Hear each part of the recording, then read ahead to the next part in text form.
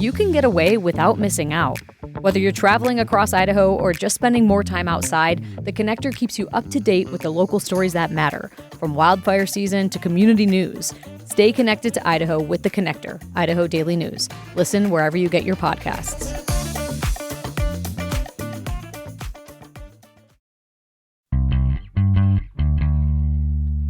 From the studios of Boise State Public Radio News, I'm Gemma Gaudette. You're listening to Idaho Matters. Each has something the other wants, but what are they willing to give in order to get it? That's the question at the center of author Kelly Yang's new novel, The Take. Set in Hollywood, the story follows two women from very different worlds. One has industry knowledge and influence, and the other, well, she has youth and ambition. So when they're offered the chance to gain access to what they each want, it seems like the perfect deal. However, as their lives become entangled, they both discover that getting what they want may be a bit more complicated than expected. So joining us now to talk more about her new book is the author herself, Kelly. Kelly, welcome to the show. Thank you so much. Thanks for having me. So for folks who have yet to pick up a copy of your novel, can you just tell us a little bit more about the story itself? Yeah, so the story follows Ingrid Parker, who is 50s. She's in her 50s. I think she's like 53 or 52. She is a very powerful Hollywood executive. She's a studio producer. And she's been diagnosed with these precancerous cells in her blood, which are very common for people aging. This has not developed into cancer yet. It is a new, very sophisticated test you can get done, which you can actually get done in real life. And her doctor says, listen, the only way we can get rid of this is for you to infuse your blood with a younger person's blood. And so she goes around trying to find a participant, someone she can do this medical procedure with. And essentially, she pays Maggie Wayne, who's in her 20s, $3 million to do this experiment with her, in which Ingrid will age backwards by about 10 years, and Maggie will age forward by about 10 years. So where did the spark, the inspiration come for this novel? Well, it comes from decades of feeling like I'm just not the right age to do what I want. I'm either too young and not taken seriously, or I'm getting too old and I feel like, my time is up, and it comes from that frustration that we have as women of like not being taken seriously to do what we want, or having a very narrow window in which we are taking that seriously. And I really wanted to write something that would examine that and, poke holes and figure out all the things that are completely messed up about that way of thinking, which unfortunately is very, very pervasive, especially here in LA, but everywhere really. So it seemed to me that both Ingrid and Maggie are not only are they in different phases of their life, but it seems like they're trying to find some type of relevance. Yes. What were you kind of hoping to explore through that dynamic if I was, reading the story, right? Which to me, it really felt like that relevance issue. Yeah. I wanted to explore how we, rise up and get power from experience and from having, been around and know how things work. And we finally get a seat at the table. But I also wanted to examine this idea of paying our dues, because if you're in that position of power, right, and that part of that means that you should, hold the door open for the next person, next woman coming up. But there is this worry that in this next generation, like, are they as hardworking? Are they paying their dues? Are they, doing all the things that were painful for us? But then we almost expect that pain to continue. I think that's very true in regards to how do we as women mentor other women coming up? Because, Yes. because when I think back on my life, I don't necessarily feel like I had a lot of great female mentors, and the Mm, ones who came before me were kind of like, especially when I became a parent, it mm, was all of a sudden like, well, I had to do it this way, right? Like, so right. you shouldn't be allowed to have like an easier time of it. And that Exactly. stuck with me in such a way, right? That I'm kind of like, well, no, you should be able to like all the work we've done should make it better for the next generation. But that really Absolutely. doesn't, right? So how did you kind of play with that, and what do you think it reveals about like the shower, that shift of power between generations? Because I really feel like we as women just we haven't had real role models on how to uh, give our power, our wisdom to the next generation without feeling like it's stripping us of something. Yes, and that's exactly what I wanted to explore. Why do we feel that way? And Ingrid, she has so much to offer Maggie in terms of her experience and wisdom. She's going to be spending a lot of time with this person through all these blood transfusions that they do together, and she truly does want to help Maggie, I believe. But at the same time, she is taking from her in this pretty explicit way. In terms of just like, why is it so hard? Yeah, it's because we have been raised to believe that the pie is only so small for us, Mm-hmm. and that's a Mm-hmm. very zero sum, way of thinking, which I don't believe in. There's a quote from the book, which is there's only two ways to get ahead in this world. You either make something or you take something. Now, I disagree with Uh, that. I think there's a third way. I think you can give something, but it took me a really long time to figure that out.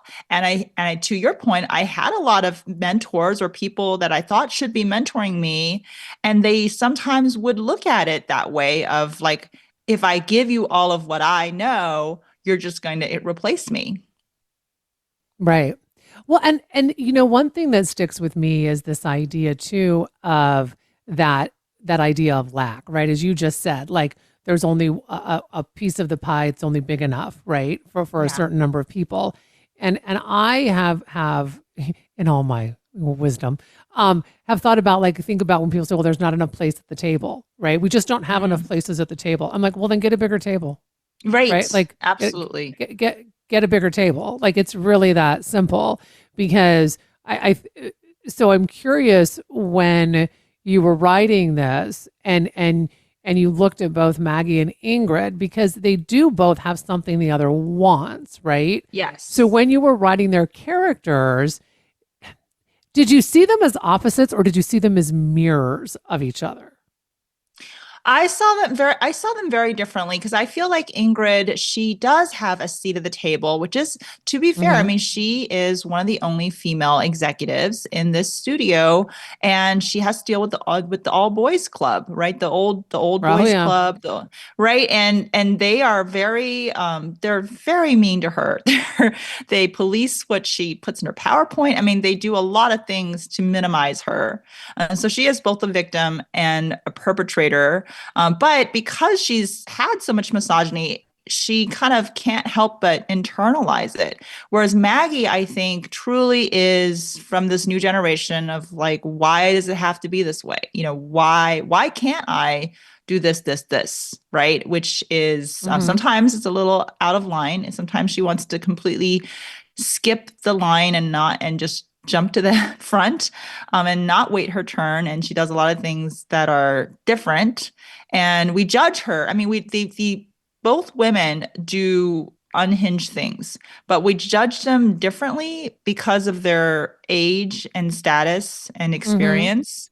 And I wanted to sort of force us to be put in this uncomfortable position where we're looking at the two of them and like, well, that's wildly inappropriate. Oh, but that's okay, and Yeah. like force us to sort of reconcile within ourselves why we think that is the case.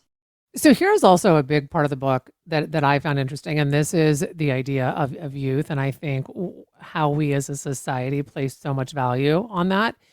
Mhm. And because what sticks out to me is that, I feel like as, women and as we age, we do have wisdom, right? But even like, and we live in a society that I think doesn't hold space for older people in a lot of ways, in particular Totally. women, Yeah. right? Yet at the same Yes. time, we also don't place value on youth unless it's looks. And Exactly. right? And so for example, like I mean I have teenagers and I have learned so much from my kids, like so much. And I'm learning so much from them. At the same time, there are many conversations in our house about you don't know what you don't know. I actually know some things that you don't know. Yeah. So with all of that said, I think the book raises some really interesting questions about how much we value youth, right? Hmm. But it's really like that exterior of youth. Yes. We don't want any wisdom they might have. So where do you see that pressure showing up most? Oh my gosh. It's everywhere. Just the way we Yeah. judge Gen Z for, oh, they're not reading as much, or they're not doing this as much. But there's a lot of things that they are doing that, they're very informed about what's going on Very. in a way, yeah, in a way that I don't think millennials, like my generation, was not nearly as informed about everything that's going on. Hmm. There's a lot that they can do, and they're really good at presenting themselves. They're really good at making speeches and getting putting themselves out there in a way that I think just because they've grown up with so much social media, and we don't give them enough credit, so we're always seeing this new generation through the lens of the older generation, and there is a minimalizing of what they know, which I think is pretty disrespectful. And it doesn't help. It doesn't help us to figure out how do we get along and solve, because both Ingrid and Maggie, if they could just work together, they could Hmm. achieve so much. And Maggie has so much to offer, but it's hard when you see her as a threat. Well, and part of the threat, right, is this idea of youth, I think especially with women, and how we are also supposed to chase youth. And I think that Yes. as right, and like as especially as we age, I mean, I'm at this point where I'm like, look, I want to be healthy, I want to be active. Of course, I want all of these things.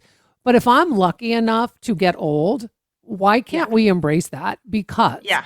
not Yeah. everyone is lucky enough to grow old. Not Right. everybody gets that privilege. Absolutely.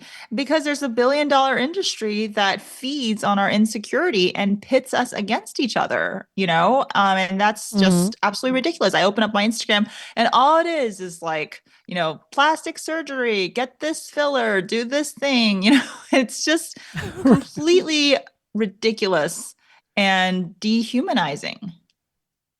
Your book also, I think, asks questions about who gets to tell stories, but Yeah. also whose voices are considered valuable. Yes. And especially again, we go back to Gen Z, because I agree with you. I think that there is a lot we can learn from that younger generation. But man, we have older generations who do not want to give them space. So what Right. conversations do you want maybe folks who read your book to then start having around these ideas of whose voices really hold value? Yeah. I want, first of all, for people reading the book, we've all been there, and it is okay to Hmm. admit that we've both been Ingrid and we've been Maggie. You know, Right, I know a lot right, of yeah. Ingrids. I identify with Ingrid's a lot of times, especially when I'm talking to my kids, Oh yeah, and I feel you there. absolutely. And I want us to talk openly about the times in which we've taken, whether it's accidentally or for survival or whatever, and the times when we have given, and that start to like really look at the story as not a zero-sum story. It's not like if I tell my story, there's no room for your story. Actually, there's room for everyone's take. And so we can absolutely start thinking about that and start thinking about how can we give credit where credit is due more. I think that's the important thing with mentoring and helping this next generation is to stop hogging all the credit and to truly like admit, okay, here are great ideas that you've given me. Here's how you've really helped with this. And to, instill some of our hard work ethics, whatever, into this next generation, but also, give credit where it's due and reap the benefits and tell a bigger story. I'm also curious your thoughts on as you said, like, right, being okay with like giving up your power. And what I mean by that is I think that part of some of the reasons why I think we are in certain situations right now within our society is the fact that we have a generation above us that has refused to give up any sense of power. And yet they cannot relate to younger generations. And so we are creating such like a much bigger divide than necessary. So again, what do you hope that people think about in regards to like it's okay to walk away from certain things that you might believe give you power and go into another phase of your life? Yeah. Well, I think there's just so much that's exciting about learning, and finally admitting like there's a lot that we don't know. And there's a lot that is beautiful about seeing things from another perspective. And in giving up that power, I don't want to see it that way. I want to see it as more like embracing more of a chance to understand another person, which is really like what life is all about, right? It's not just hogging onto what I know, it's not just clinging to it. It's also to view the world with open eyes and see, oh, well, that is something I didn't know. And that's something I learned today, and that's beautiful. And that's very powerful too. Yeah. So before I let you go, speaking of learning new things, you went from writing for younger readers to writing for adults. So, yes. what is that? What has that been like? And are we going to see another book from you soon? And which genre will it be in? Oh, wow. Yeah. Well, I mean, talk about giving up some power. No, I went from I am very well established in the middle grade space. I've written a lot of books for kids, and it was terrifying to go into adult, which is something I did not know and I've never done before, and learn, and completely find my way again. And it was very scary, but it was very empowering in the end. As for what I'm writing next, I'm working on more middle grade. And then after that, I think I'll dip back into adult. Well, Kelly, it has been such a pleasure to talk with you. Thank you so much for making time for us today. Thank you so much. This has been amazing. Thank you for having me. Absolutely, our pleasure. We've been speaking with author Kelly Yang about her new book, The Take. It is out now. Thanks so much for listening to this episode of Idaho Matters.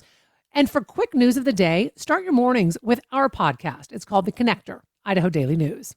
Know someone who might enjoy our podcast? Be sure to share it with them today. The fatal shooting of a teenager at a protest in Seattle has gone unsolved for 6 years. This is open in your face. How are there no answers? Our investigation has uncovered new evidence and witnesses who say they've never talked to police. Did police ever call you? Not once. Listen to We Keep Us Safe, a new true crime series on the Embedded podcast from NPR.